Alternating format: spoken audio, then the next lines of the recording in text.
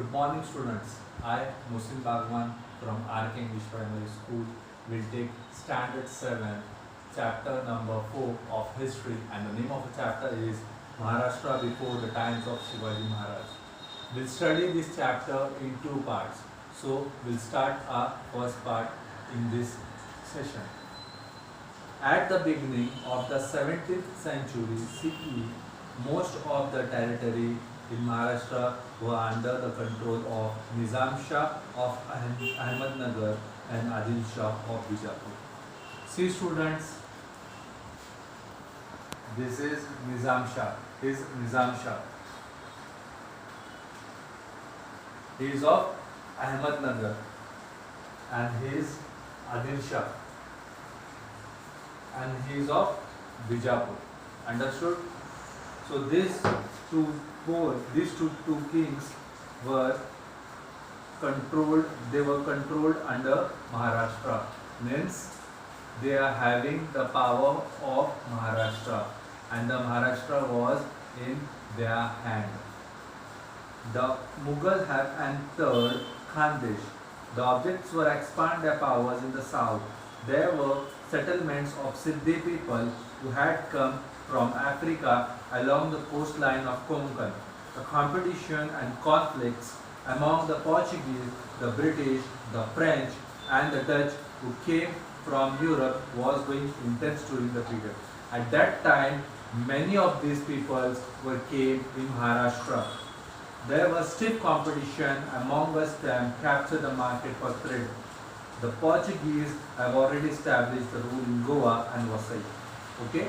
So the Goa was under the control of Portuguese as well as Vasai.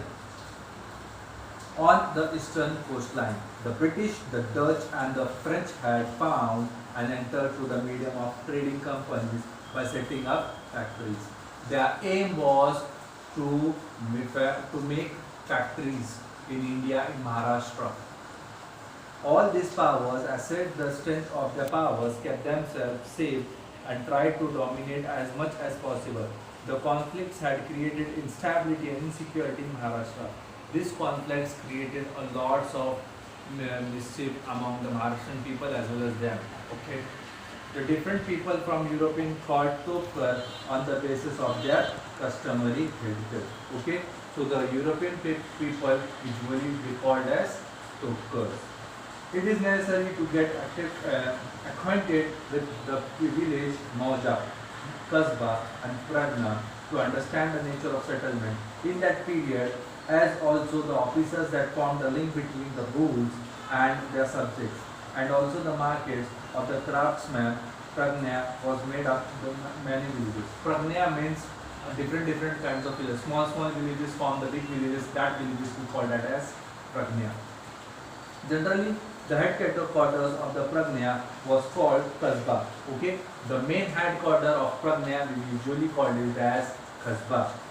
A village smaller than a Kasba is called Mauja. The whole village which is smaller than the Kasba we call it as Mauja.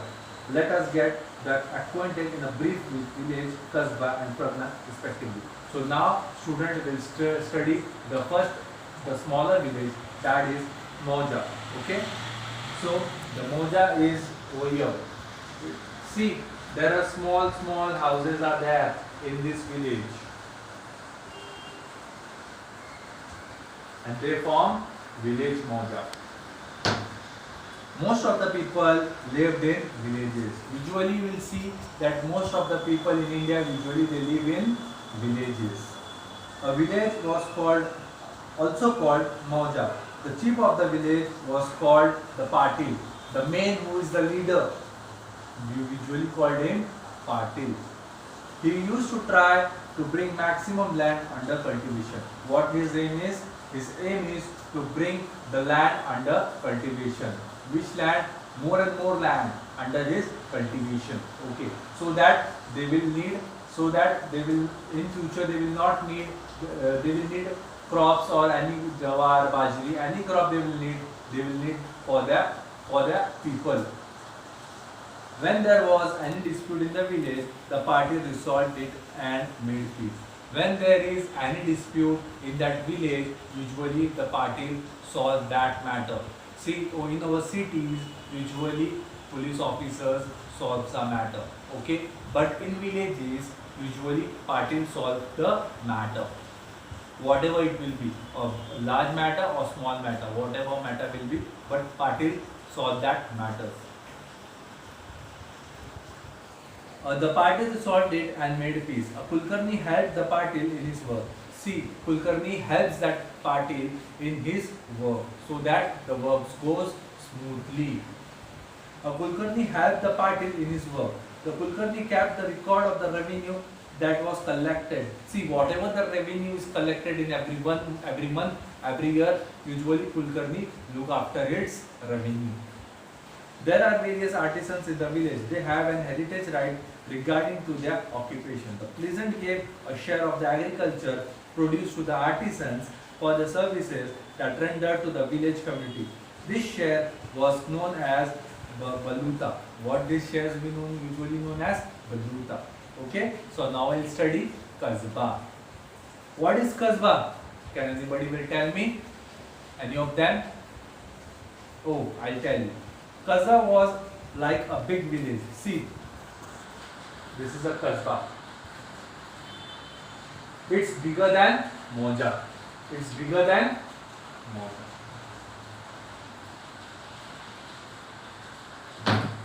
A kasbah was like a big village. It was usually the headquarters of Pragnya. See, as I have told you before, that the kasbah is the headquarter of Pragnya. Example, Indapur Kasbah of Indapur Pragnya. Why Kasbah of why Pragnya? Was the headquarter of this Pragnya. Agriculture was the main occupation. See students, in India, the main occupation of Indian people is agriculture. There were skilled artisans like carpenters, blacksmiths, etc. in a Kasbah. See, we are having a very skilled persons like carpenters as well as artisans as well as blacksmiths in that kasbah. There were usually a market. Usually we say to the market pet. As you will see in our city, we are having Ganesh pet, Raivar pet. As that pet, we usually see the marketplaces are there over there. Mandai, usually we say that is as marketplaces. Pet area, we usually say that. Adjacent to a kasbah, the Shete and Mahajans were the Watandars. Watandars means the landholders who hold the land, who has a plot, who has a property. Every village did not necessarily have a pet. See, every village doesn't have any pet. So usually you will see that the pet areas are there in big cities, not in the small cities. Okay. The setting up the pet was the job of the Shettis and Mahajans. For example, they received some land from the government and some rights for the villagers. See, usually the Shettis and the Mahajans, they receive some land for the people and for whom? For the people. So by whom? To whom they took from government. The Mahajans maintain the accounts of the pet.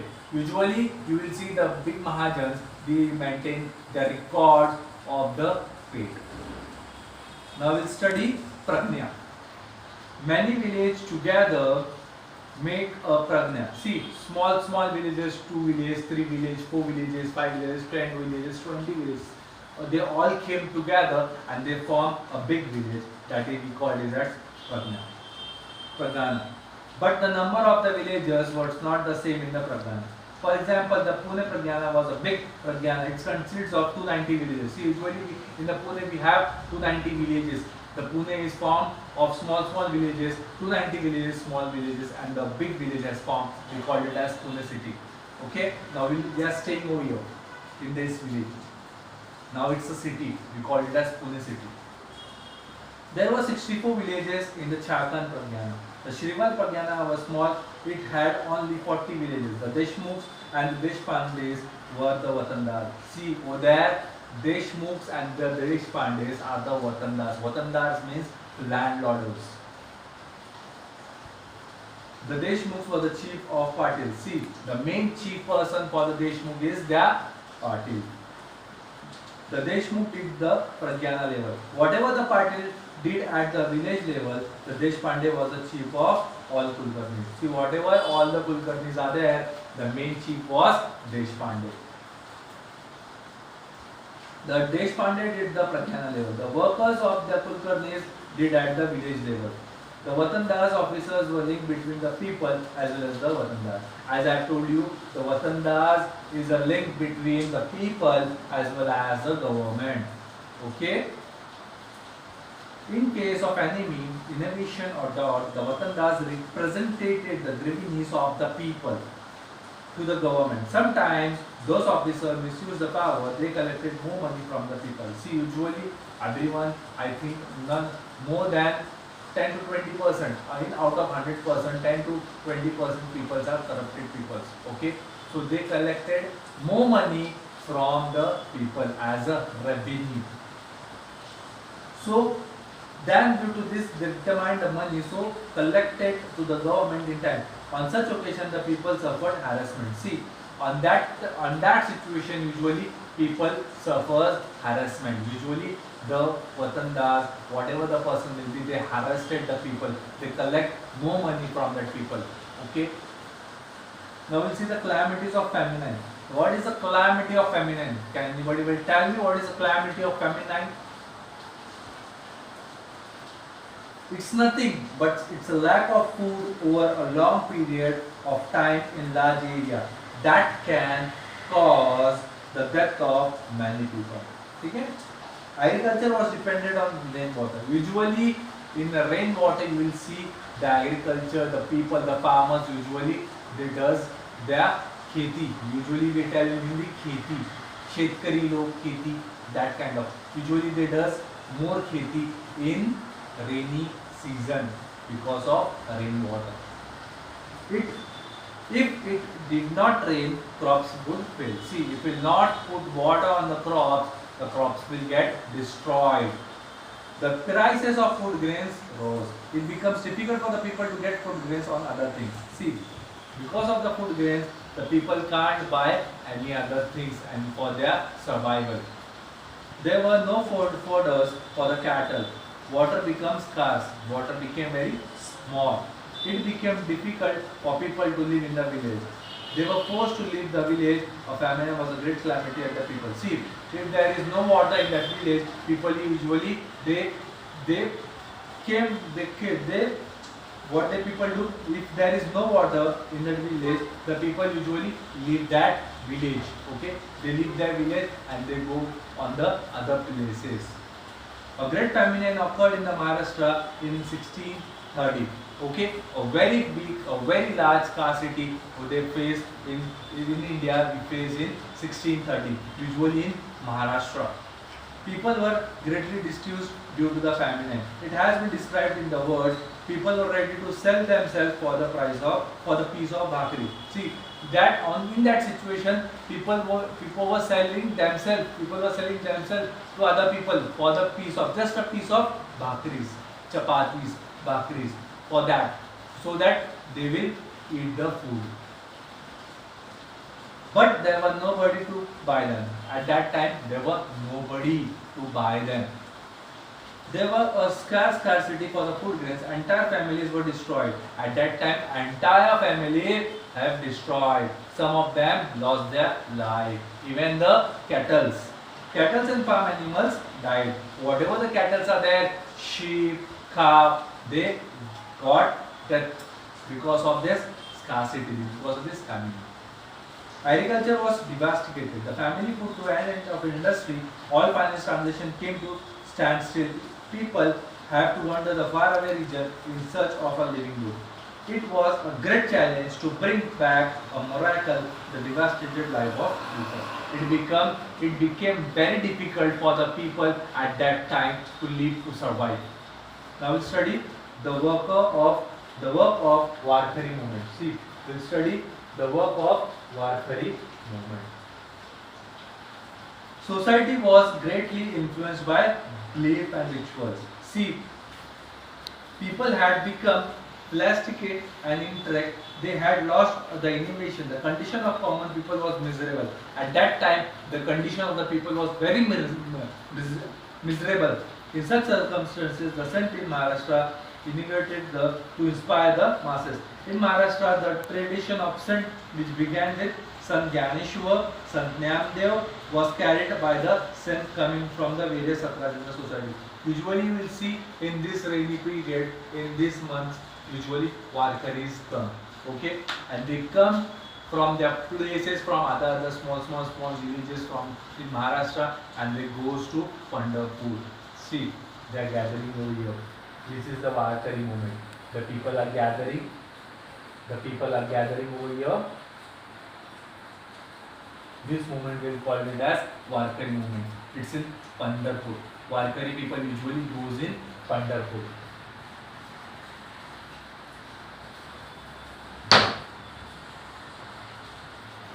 For example, Sant Chokmelana, Sant Chokmelia, Sant Goroba, Sant Sena, Sant Sawata, Sant Narhari, Sant Sheikh Muhammad, etc. Sant Chokobas, wife Sant Soraba and sister Sant Nirmalabai, Sant Muktabai, Sant Janabai, Sant Kanhotpatra, Sant Bhaimanabai, Shirukar and other women were also among them. See, these are the people which names I have taken. They are also contributed their efforts for that to go in Pandharpur. Pandharpur was the center of Sant movement. Usually, this Pandharpur state is the center of the people, center of the Sant movement. Usually, we call it as Warkari movement. On the banks of the river Chandrabhagya at Pandharpur, the saints and the pilgrims Warkari used to rejoice in their devotion Bhatkaris, the equality and propagated through bhajans, kirtans and united means kala. Okay. Over there, they usually goes by saying kirtans, bhajans of their saints, and they usually go to the Pandharpur. See, student, have you understood? If you have any difficulty, please let me know. This is the end of our part 1. Please continue. I will continue with other, that is part 2 later on. Till then, thank you.